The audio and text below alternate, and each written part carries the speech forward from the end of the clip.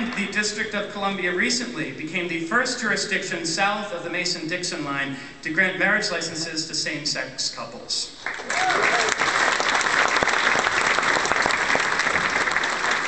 That has really got a stick in the craw of some of those Washington politicians. You know, the ones who are working so hard to prevent gays and lesbians from getting married. And now it's happening right in their own backyard. But we still have a long way to go.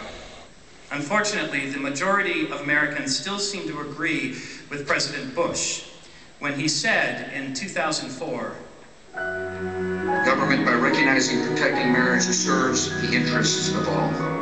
Today I call upon the Congress to promptly pass and to send to the states for ratification an amendment to our Constitution defining and protecting marriage as the union of a man and woman as husband and wife."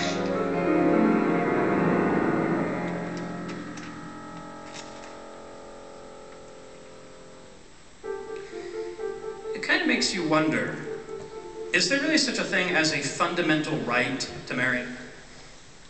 Well, let's take a look at the Constitution of the United States. Created in 1787, it's the oldest federal constitution in existence. We, the people of the United States, in order to form a more perfect union, to ordain and establish this Constitution for the United States of America. Of course, that's just the preamble.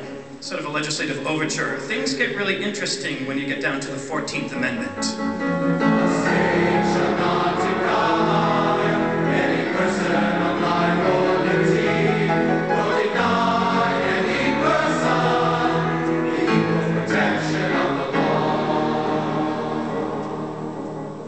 Pretty straightforward, huh? And it kind of sounds like it should apply to everybody, doesn't it?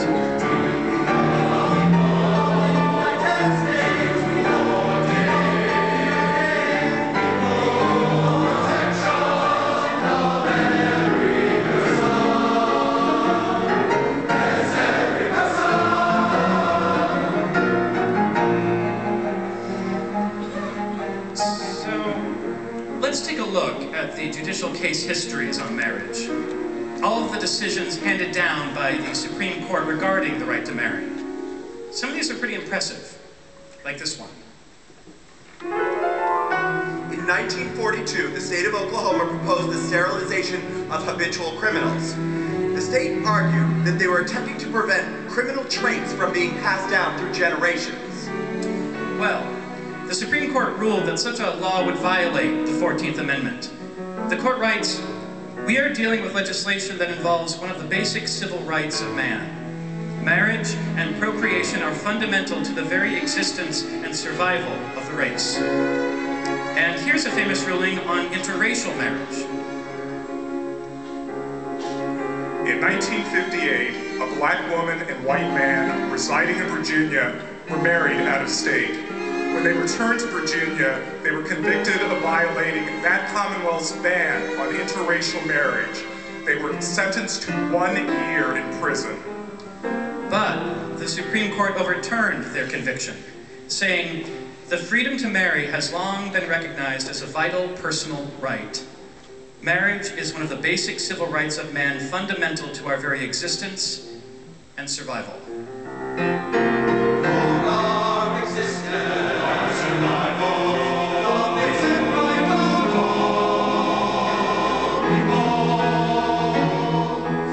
And the court has been very clear that the right to marry goes beyond issues of racial discrimination. In 1978, the state of Wisconsin tried to prohibit one man from being married because he was thousands of dollars behind in child support. But the Supreme Court ruled that this man still had the right to marry. The court said, "The decisions of this court confirm that the right to marry is of fundamental importance to all individuals." That's right, all individuals. Because we know it's true, we shall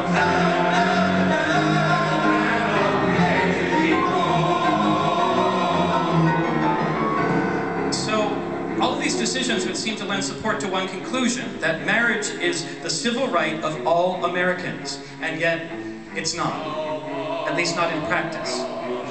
Well, do we really believe in the idea of equality or not?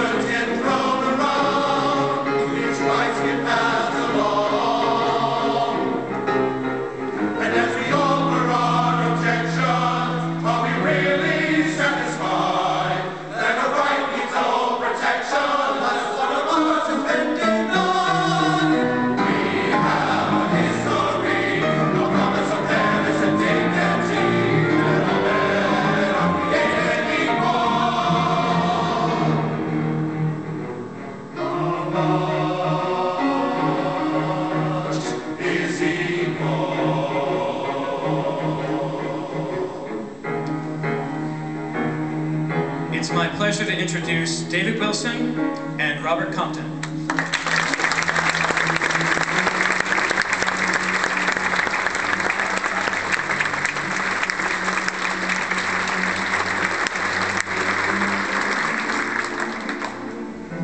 In April 2001, Rob and